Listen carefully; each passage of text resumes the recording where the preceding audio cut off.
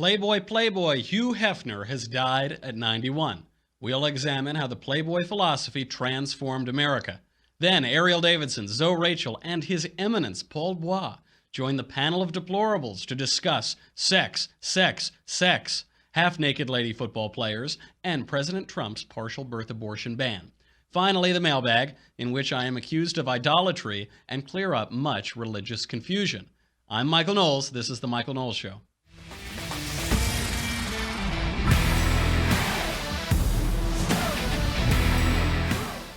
So Hef is dead.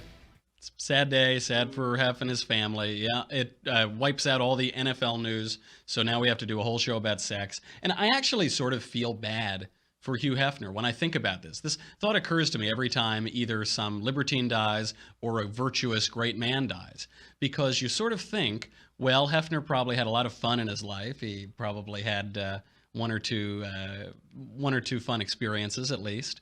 And he's dying with his family and friends around him, his 26-year-old wife around him. And the thing that people are going to say about him is, man, he had a fun life. He had a good time. I bet he had a lot of fun.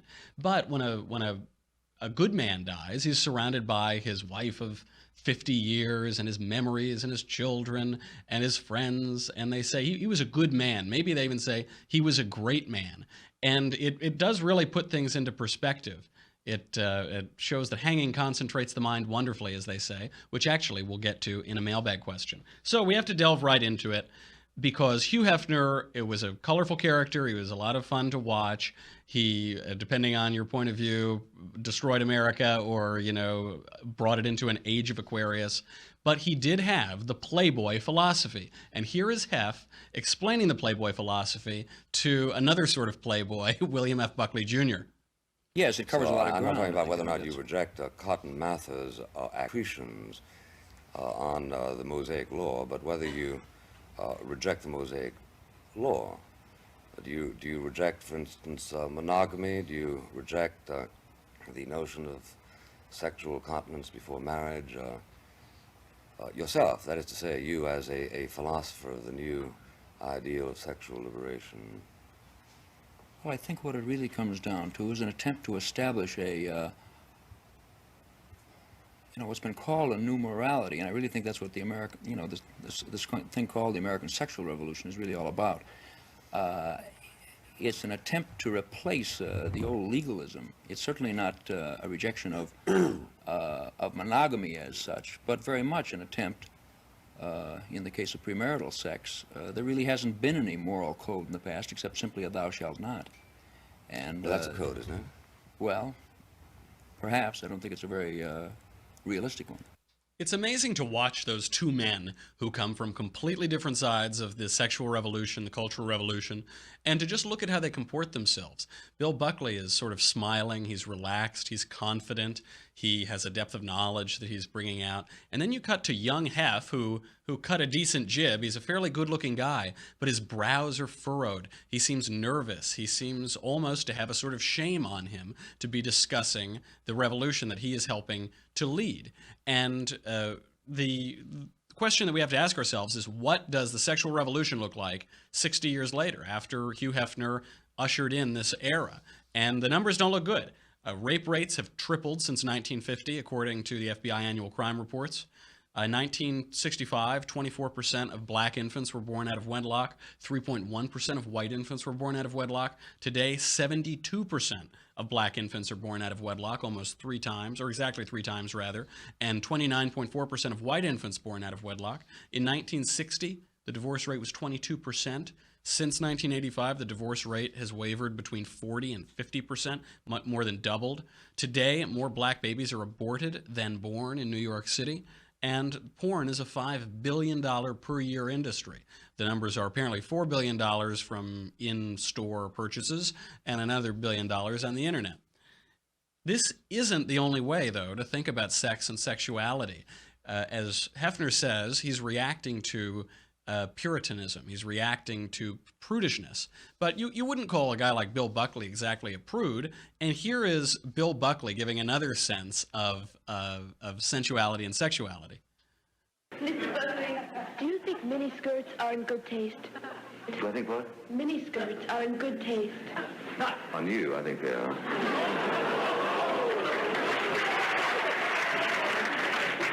Your legs are in good taste. Good legs. I never would have figured you for that kind. Don't you just love the guy? Bill Buck, I love sometimes just when I'm in the shower, I'll just be reading news headlines and I'll just say like William F. Buckley Jr. I mean, where did that guy go? Where did that culture go? Who knows? But it makes a real point, which is Bill Buckley isn't saying, go away, I hate miniskirts. Miniskirts are terrible. Any woman who wears them is going to be burned in hell forever, and we all need to wear burqas. Absolutely not. That isn't the opposite of Playboyism, of the Playboy philosophy. The answer is to make a little joke about it, to say, yeah, I like nice legs, I like miniskirts, they look really good on you. For the society, they're probably not a good sign, but if you're wearing one, that's just fine by me. It's a more human approach, and I'm not sure exactly what Hugh Hefner was reacting against as he's describing Puritanism and the Playboy philosophy. But it isn't that. He isn't reacting against traditional sexual practices and traditional sexual morality. It seems to me that these people, they think they invented sex. They think that they invented all of this, but they didn't do that. They just made it more boring. They accomplished the impossible. Playboy's subscriptions have been falling for decades. They may have been consumed in their own revolution, and they created men that aren't manly in the real sense. They might be libertine, but they're not liberated. They're not really free. It reminds me of C.S. Lewis's Men Without Chests in Abolition of Man. He says, quote, "You can't go on seeing through things forever. The whole point of seeing through something is to see something through it. To see through all things is the same as not to see." And that might be the point. Hugh Hefner says, well, the old sexual laws, they're outdated and ridiculous, and we need to get past them. Get past them to what? What is going to replace that? He says he's going to build a new morality. He didn't build a new morality. He just got rid of morality. But you can't see through things forever. And Lewis goes on, quote, "In a sort of ghastly simplicity, we remove the organ and demand the function. We make men without chests and expect of them virtue and enterprise. We laugh at honor and are shocked to find traitors in our midst. We castrate and bid the geldings be fruitful." We're creating these men where when Hugh Hefner dies, I don't think a lot of people are going to say, there was a great man, there is a life well lived. We'll joke about it. We'll say, oh, he had a good life. Yeah, gosh, I wish I had that life. But we don't really mean that this is a guy who lived a life worth admiring. We won't tell our children, do what Hugh Hefner did, because he was a man without a chest. And speaking of chests, we need to get to people who certainly have chests. That would be the Lingerie Football League. Now, I think it's now called the Legend Football League or something like that. I guess that's what they say it's called now, but it's the Lingerie Football League. I actually didn't know this thing existed until this morning, and then I did a lot of research over my morning coffee. And it's this league where women wear skimpy outfits and play football, I guess. But the reason that they're culturally relevant right now is that they're standing up for America while the NFL player ingrates are taking a knee. The LFL, the last bastion of hope for our country, the LFL is coming out and saying, quote, "The LFL recognizes everyone's First Amendment right to protest, but our nation's flag and anthem are far too sacred. Quote, too many fellow Americans have made the ultimate sacrifice so that our flag and anthem continue in all its majesty." Well done, ladies. A great show for America. Really appreciate you. With that, we have to bring on our panel of deplorables. I was thinking today, for this show, which is all about sex, I figured that we should do an all-female panel. They've told me absolutely not. HR simply will not be able to handle the complaints that come in. So instead, we brought on one female, Erielle Davidson. We have on Zoe Rachel and His Eminence Paul Bois. Everybody, thank you for being here. Zoe, can you hear me, Zoe? Are you plugging your thing in? We run a real tight ship over here at the Michael Knowles Show. It was setting up during the panel. So considering subject matter. Yeah, he was doing some research on the Lingerie Football League too. Now I know that you're a former Lingerie League player, and these women are really the voice of reason here. Is it time that we finally buy into the feminist notion that women should rule the world? No, that hasn't worked out. I mean, when Adam took that advice from Eve, who wanted to assume authority at that point, and the weird thing is that Eve got her suggestion from another guy, so it kind of balances out. That is true. It was that other guy who told. Yeah, that's It was a great that other point. guy. So, but what does that have to do with my looking at the lingerie football league? This presents a real theological problem. Erielle, Because you got to think with your head, man. It's hard to do that when you're looking at lingerie. that is true. The blood rushes. The blood rushes away from my brain. Erielle, between the Playboy philosophy and feminism, men have got it pretty good. Easy sex. We don't need to pick up the check. We don't have to open the door. We don't have any accountability. The age of chivalry is dead. But in the age of the Playboy philosophy, how can women regain their status? Wow, that is a loaded question. I have a lot of feelings on it. So I'll start when I don't know where to start. I'll start anywhere. By the way, Erielle, that's a great way to begin with how women can reclaim their status. To say, I just have so many feelings. All the feelings are rushing into me. Please go ahead. Oh, all right. Well, the first thing I will say is what struck me about your sort of description of the sexual revolution. I would add too that the advent of the birth control pill played a huge role in sort of the double standard when it came to premarital sex for women versus men. And so I think there's a sort of something, I think the birth control pill needs to be given sort of its due course. When it comes to, in terms of feminism and chivalry, I think feminism in pushing sort of the sexual revolution of the female and more sexual openness has been detrimental to how men perceive their role in society. And so I think, like, now the most common image of the woman is this 30-something-year-old woman. She's probably single. She's probably having trouble finding a man who's at her education level because women are graduating from college at higher rates than men are. Of course, they might be completely uneducated like everyone else who graduates from college. Right, exactly. But you make a good point. More women are graduating. Right. They're ostensibly more educated than men. They are. And so the image of the proverbial forever single 30-something-year-old woman is becoming more commonplace now. And I think a lot of that has to do with, being able to be completely independent also means that we haven't created a need for men as much. And, both men and women need to feel needed by the opposite sex. That's ultimately, I think that's the thesis of women are from Venus and men are from Mars, that you need to create some sort of need for the opposite sex within your life. If women can hold their own doors, if they can, do everything independently on their own, then men sort of feel useless. And in that sense, what is the point of chivalry, right? If we can do everything on our own, what's the point of needing men? And vice versa. If men are becoming increasingly more independent and distant, and there's not really a need for women, then they too will not feel that they need a relationship. So I will tell you though, Erielle, every night as I put my head on my pillow, my fiance, sweet little Lisa, leans over and she does say, "Mac, I do not need you. I never need you." And yet the converse is not true. When she goes away for a week or two to New York, my life falls into shambles. I am living like a hog in sewage. The walls are falling down from my apartment. So there's a real double standard there. Right. Oh, is there? Absolutely. So she doesn't need you. She's just performing her due diligence, or she's performing her charity. Really. It's charity. Yeah, you're her charity case. Absolutely. That's good. Yeah. So I guess that was a long-winded answer, but that's sort of, I think how feminism has killed chivalry in a lot of ways. That would be sort of my argument, at least third wave feminism, and to some extent second wave feminism as well. Sure, yeah, and you make a good point that the way out of it is to feel needed, to feel possessed, right. To feel in need of the other's support and supporting the other. Right. Your Eminence, absolutely. Your Eminence, obviously your view, I assume you'll be speaking ex cathedra, will be infallible. Hugh Hefner was a charming guy, and it's hard not to like him.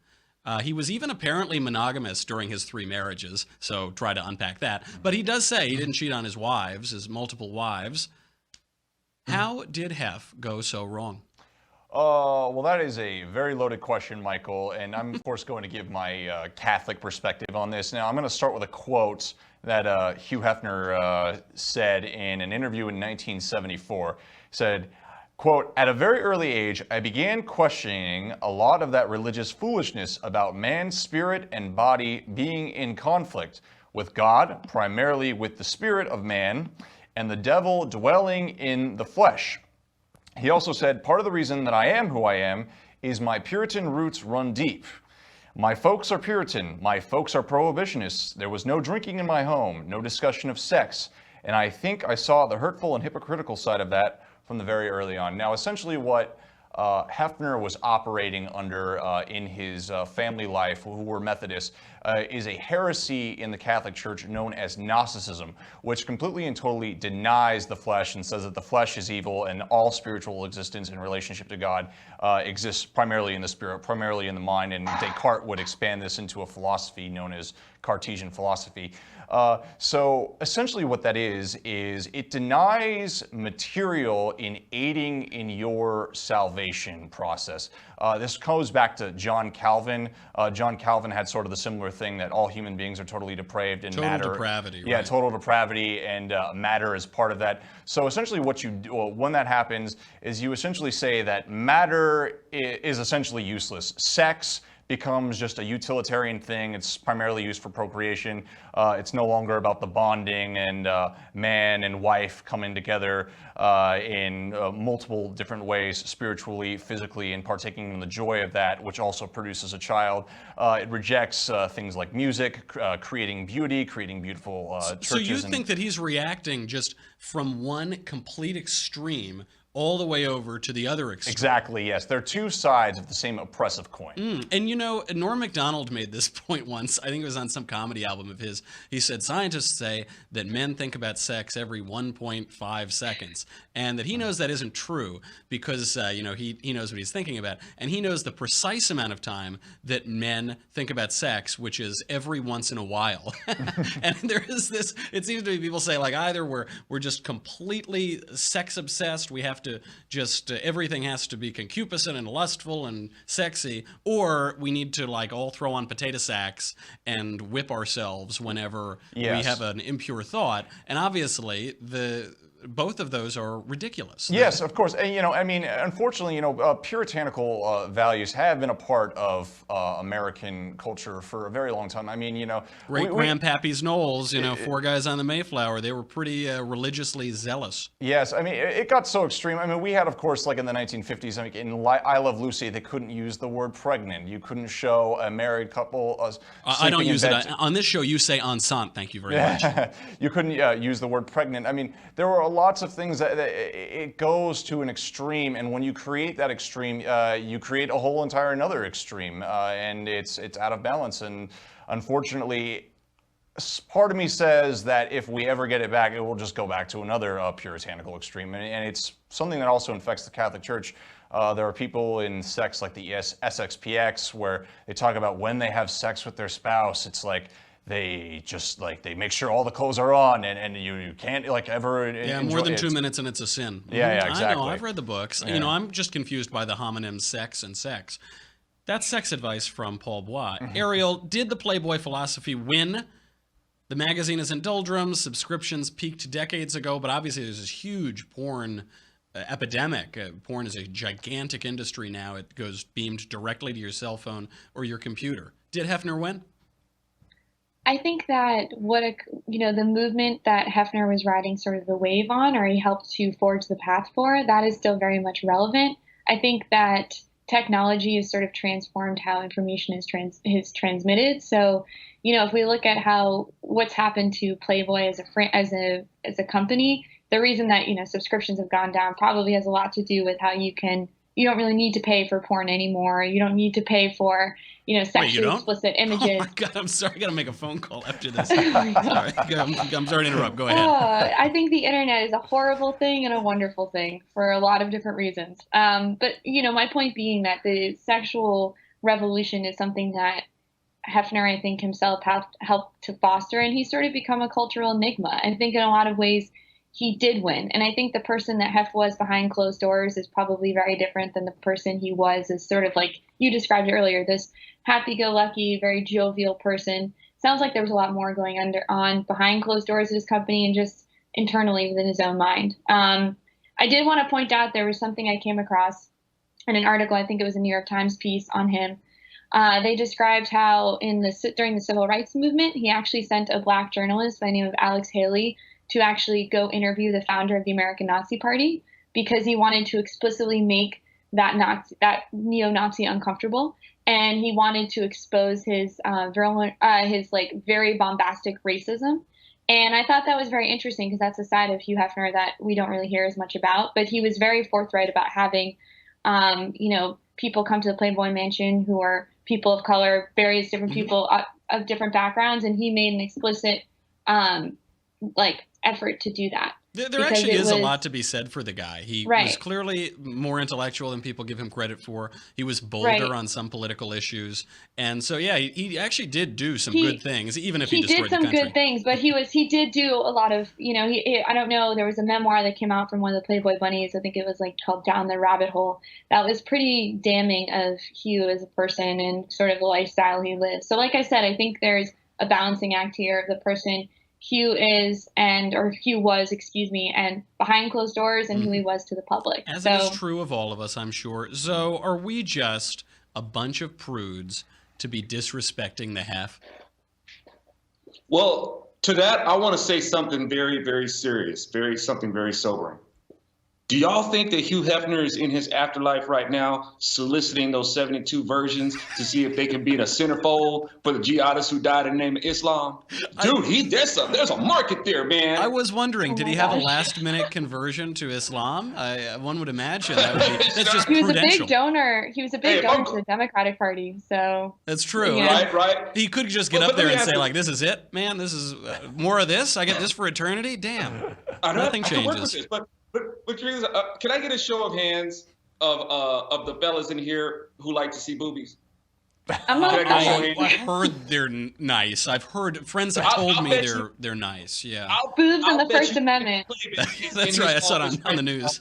With his hand in the air. His hand is in the air. I'll bet you Ben and Jeremy are walking around with their hands and they say, yes, I like to see boobies. Now, here's the thing. I think it's proof of concept that men like to see boobies. You know why? Because naked women are valuable. There's value in naked women. Now, which means that I think it's more valuable than pay $3.99 to see a naked woman. You really want to show value in a naked woman? You flipping marry her.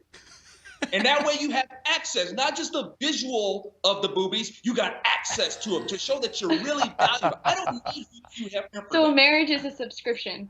A very expensive subscription. A very lifelong subscription to booze. Well, Zoe, that's the Zoe revolution. We're going to have the Zoe philosophy to follow the Playboy philosophy, a very good one. Now, in related news, we have next week, the Congress will vote on the Pain-Capable Unborn Child Protection Act. This act came up in 2015. It was shot down. Now President Trump says it is a high priority for him to sign the bill, pass it into law, and protect and ban late-term abortions so that he can protect these unborn babies. Now, I think we're all probably happy about the content of the law, but it does raise a federalism question. Erielle, should we be passing these laws at a federal level, or should we leave it to the states? That's a tough one for me because I'm someone who is adamantly pro-life, especially when it comes to issues like the partial birth abortion. I am in favor of passing this on a federal level, and I'll tell you why, because I don't think there's any murky gray area when it comes to sort of what a partial birth abortion is. I'm not going to go into detail and spare our viewers, but needless to say that it is something that is violent. It is gruesome. Erielle, I'm just sorry, because I was reading about this on Everyday Feminism. A partial birth abortion, that's when you just take out a slight little sac of cells that's a part of the mother through a completely clinical and normal procedure? No, not at all. That's not it? No. Oh, in fact, you can, yes, I know, horrible. Basically, if you are a woman, you give partial birth to the fetus or the baby. Let's call it baby for what it is. Yeah. You give birth to the baby. It's basically half out of your body, and at which point they are allowed to murder the child as it is halfway out of your body. But if the mother doesn't want it, then it's not murder, right? That's how. Right, I think that's right. Well, life what is Aristotle talks about in the Ethics. I don't remember. Right. Life is subjective, right? So it's whatever you decide life to be. That's the mystery of life, as Sandra Day O'Connor would say. It's so, right. So what bothers me about it is I don't think there's any gray area when it comes to this. I think this was a good call, and I support Trump in supporting this. I think we're one step closer to creating an agenda that is much more hostile to abortion. I think what's happened, at least on the left end of the spectrum, it's sort of become a cause of celebration. And I think it's disgusting. I think it's morally reprehensible. And I applaud Trump for supporting this ban. I just would like to see it actually happen, because in terms of defunding Planned Parenthood, that hasn't happened yet. We've yet to see that happen. And so, this is one step closer to showing that Trump is actually going to follow through in some of the things he said during his campaign. He has to walk the walk. And one point on the word fetus, people on the left, they always try to draw a distinction between a fetus and a baby. Just as a matter of language, the word fetus means offspring. So a human fetus is human offspring. It comes from Latin. For some reason, they think it means, I don't know, like unicorn or something. But it does mean offspring. There's no difference between those words. So Democrats defeated this bill 2 years ago. Do the Democrats really believe that being the party of killing sentient, nascent human life is a winning campaign platform? Well, convenience is popular, and when it comes to Democrats, that's what they're all about. A majority rule, and you get a majority by things being popular, and a popular thing is convenience. So of course it's going to do well, for lack of a better word, for them politically to be opposed to something like that. But if I may, can I answer a question? The question about whether this should be handled on a federal level or the state level? Absolutely not. No way. Yeah, I'm sorry. Go ahead. Please, listen. It's very simple. We have a supreme law of the land, and we all have to live under it. And we all have the right to life, liberty, pursuit of happiness. You can't make a decision on this on state level. This isn't even a question of it should be in court or not, because you're taking the court to deprive somebody of their right to live. That's not something that the court would be like, what? We're not going to do a hearing on that. That's ridiculous. So even on a state level, if the state decided to make it legal, then the federal government has the right to come in and say, actually, no, you're imposing on somebody's right to live. That is when the government is supposed to be involved. I think we're all limited government people here. Yeah, absolutely. But the objective of government is to protect our God-given rights. So should this be a question of being a state? No. And the most fundamental right is the right to life. So if you don't have that, then you can't have a limited government. Can't have the rest without them. Right. Paul Bois, this is definitely a step in the right direction. Yes. But what about all those unborn babies who are aborted before they are capable of feeling pain? Do you think, as a matter of politics or morality, that conservatives should fight this abortion fight later on in second, third trimester where there is broad support for banning abortion? Or should conservatives be logically consistent and say we just need to outlaw abortion, overturn Roe v. Wade, human life is sacred from the beginning? Yes. I certainly. Oh, sorry, man. I certainly believe. I'm an absolutist on this. I mean, if I were president, I would sign an executive order right away and just declare that Roe v. Wade was complete crap and it's gone. That is the monarchist Paul Bois. That is the monarchist in me, yes. So just on a political level, obviously, if I'm in the Senate and they bring forth this bill, of course I'm going to sign onto it and support anything that protects human life. But I do think that the pro-life movement, and this, on the grassroots level, they have this voice. It's certainly not, on the political level, but absolutely, I am an absolutist. Just say it. Let's end it completely, totally. Abortion is evil. It is. It's the worst moral scourge to happen to this country since slavery, and we just need to voice it as much as possible every day until the public finally gets the message. The pro-life generation of my generation who's pro-life takes that very seriously. But the people, baby boomers, people who were around when abortion came onto the scene, they don't really have that intensity. But the younger generation really does, because we see its fallout. That's true. And the boomers also gave us a terrible national debt that we'll never be able to pay, but that's neither here nor there. I'm sorry, Zoe, we cut you off. No, I thought the question was for me, but it was His Eminence. Sorry about that. Absolutely. I wanted to add too. Sorry, Erielle, go ahead. Oh, I know. I was just going to say as well that I think technology is on our side too here. In the 70s, when Roe v. Wade came about, they didn't have the technology that we have now. We can look in and see, elements of the child that we never would have been able to see prior. We can see fingernails, we can see hands, we can see toes. I mean, these are the sort of things that you just wouldn't this is something that it shouldn't be that we need to see it to believe it's life. That's not my point. But if we're trying to make people understand what we're fighting for, that is really a powerful weapon, and that's in our court, and that's in our favor. And I can already start to see people on the left sort of shaking in their boots as more and more science comes out about how sentient the baby is at a really, really young stage of development. And it's amazing too, So because it is. Shapiro said there was a great little viral video going around from his last speech where he said the sentience doesn't matter. We shouldn't be able to kill someone in a coma. And there is this point that I think when we bring up all of the scientific advancements that let us see the unborn baby, I think, fingernails aren't the reason we have a right to life. Even a beating heart isn't the reason people have a pacemaker or whatever. But it is politically and emotionally very compelling. So should we rely on it for that reason?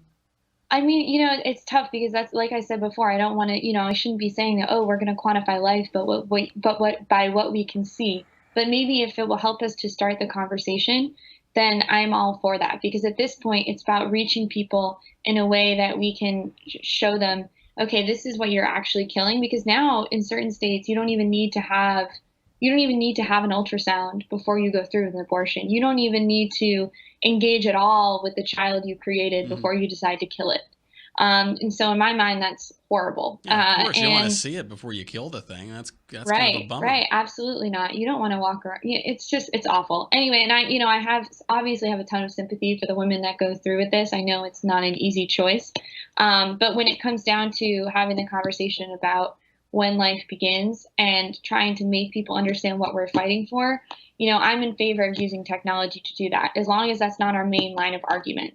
Yeah, our main line of argument should always be life begins at conception. Yeah, and you might say it's a simple choice, but not an easy choice. That distinction that Ronald Reagan drew. He said there aren't easy answers, but there are simple answers. It is clear. It's just very difficult to accept the implication that human life is sacred from the beginning. Absolutely right. Okay, panel. Man, what a serious show. All I wanted to talk about was lingerie ladies and sex, but you've brought me back down to ideas and things like that. Thank you for being here. Erielle Davidson, His Eminence Paul Bois, and the one and only Zoe Rachel. Now it is time for the mailbag. Okay, now I think we should probably say goodbye to Facebook and YouTube here. We've got these great questions for the mailbag. We have, I'm accused of idolatry and Catholic idolatry at one of them, so we'll be answering that. But you cannot see it unless you go over and subscribe at thedailywire.com. I know you really want, but I'm sorry, it's not up to me. We thank everybody who's a current subscriber. They help us keep the lights on. For the rest of you, it's $10 a month, $100 a year. And what do you get? You get no ads on the website. That's very helpful. You get my show. You get the Andrew Klavan show. You get the Ben Shapiro show. Yeah. So what?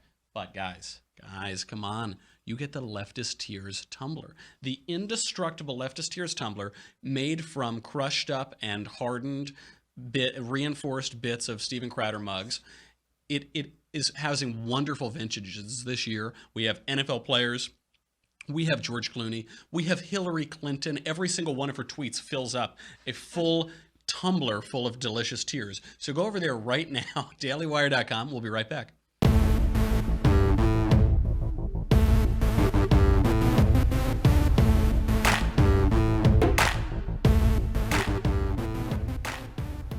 All right, the first mailbag question is from Arle. Hey, Michael, I love your show, and I really love how many people you bring onto the show. Thank you.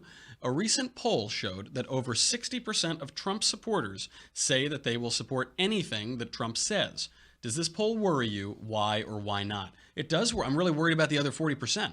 What about those guys? Why aren't they pulling their fair part and supporting our party and our president? No, I am not really worried about this demagoguery, and this week in particular showed it to me. The victory of Roy Moore in Alabama over Luther Strange in the Senate primary for the special election. President Trump endorsed Luther Strange. The Roy Moore was a more Trumpy candidate. He ran the Covfefe campaign, and the people of that state voted for Moore. They gave Moore the nomination instead. I don't think it's because they don't like President Trump. In Roy Moore's victory speech, he said, "I don't care that Trump didn't endorse me. I support his agenda 100% as long as it's constitutional." So I think what that shows is Ann Coulter's thesis that there's The support for Trump is based on issues. It's based on what he's doing. It's based on a fortitude to take on sacred cows and revered left-wing cultural institutions and beat them up and stand firm, unlike a lot of spineless Republicans. So there is a difference between the Trump movement and Donald Trump. It isn't just a mindless cult of personality like we think. I don't really believe the 60% number, but in any case, if we do, then you know, I think these numbers change a lot because political polls are constantly changing. Next question from Jake.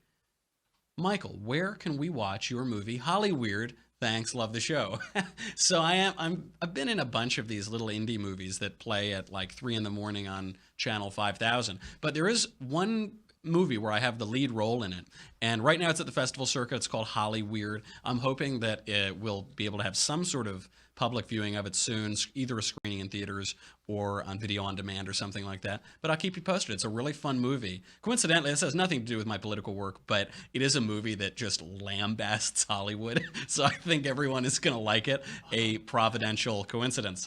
Next question is from Johnny. Miguel, just watched your interview with Dave Rubin. I enjoy his videos and honesty in his opinions. However, I'm not going to lie, when he was discussing the he-she pronoun controversy and the courtesy, it was a bit cringy. He seemed to be making a large push for the emotional aspect of the argument, which comes off as weak. All this is to ask, are we entering a new rabbit hole where we will have to give up sanity and in 20 years accept new pronouns into our language? If so, how can we combat this? Yeah, I disagree with Dave on this. I am stuck with the question of how to be polite and courteous and a gentleman and also not mainstream delusion and pretend that reality is unreality and allow delusional people to try to define reality for the rest of us and call it bigotry if we don't buy into their madness.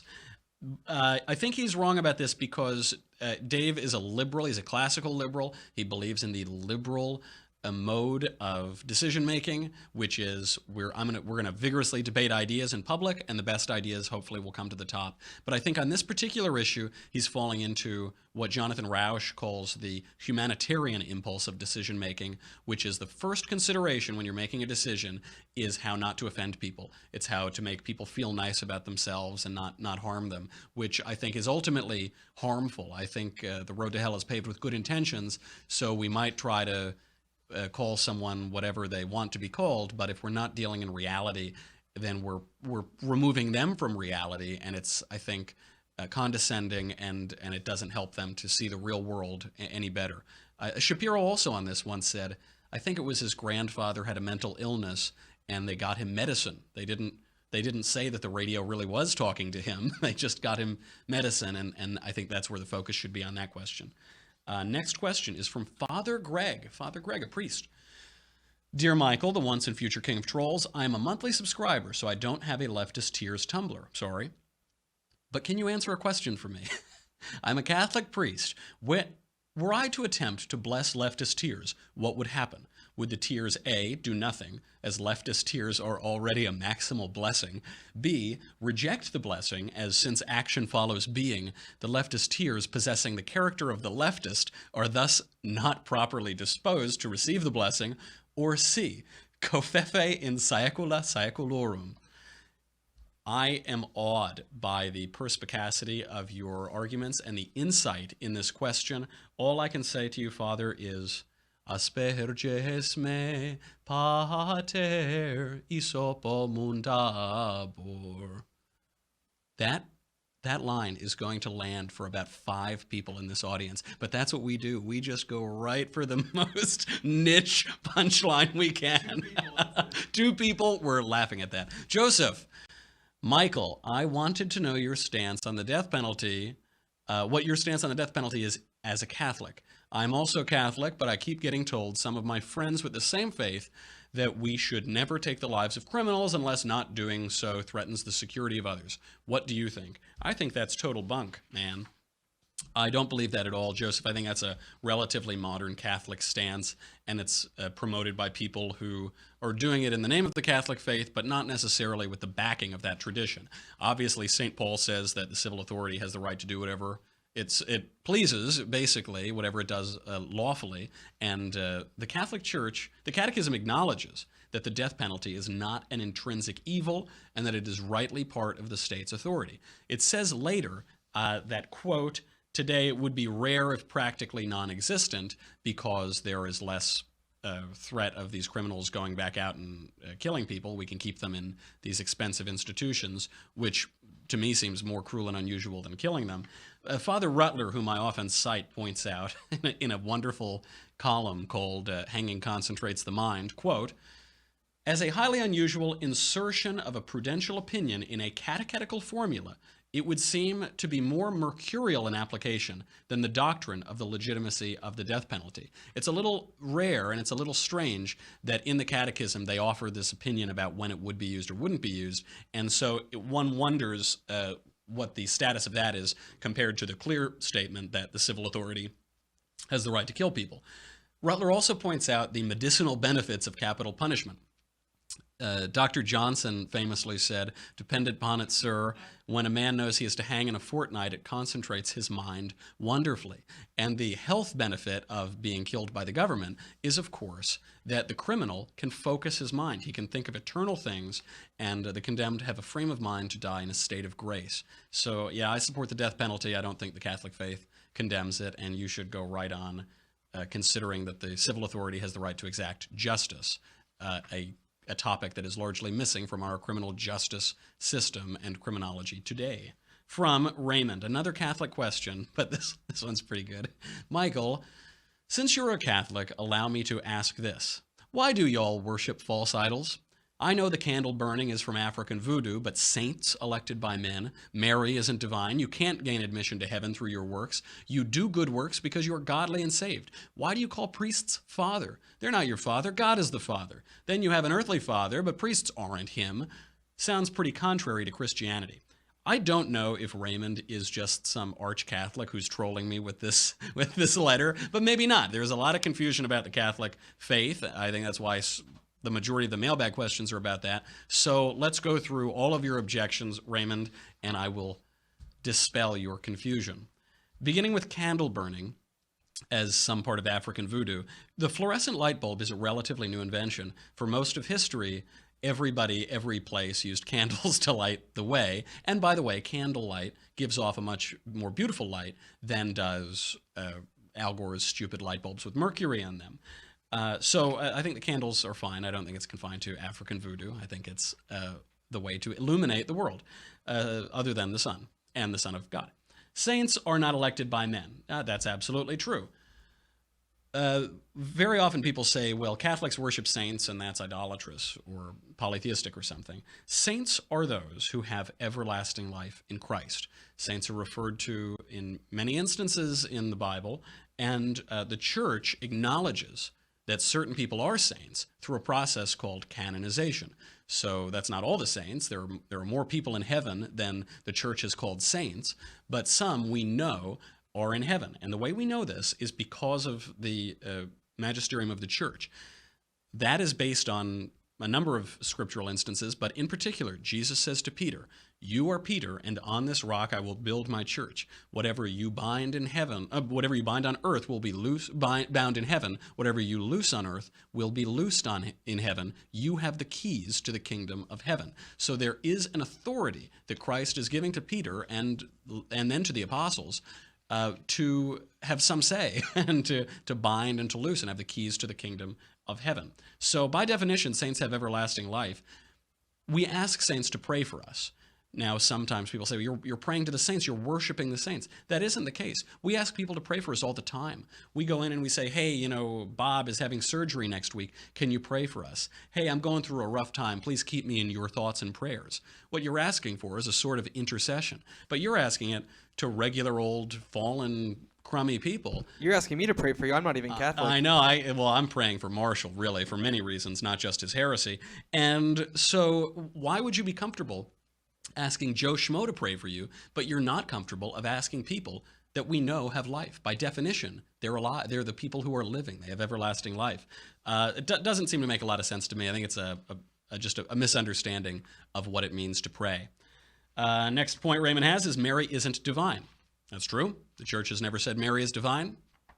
Sure, we agree. I think that's a straw man. You can't gain admission to heaven through your works. That's also right. The church has never held that you can gain admission to heaven through your works. The church has actually explicitly condemned this as a heresy. This was a 5th century, or it was a heresy developed in the 5th century by Pelagius, the Pelagian heresy.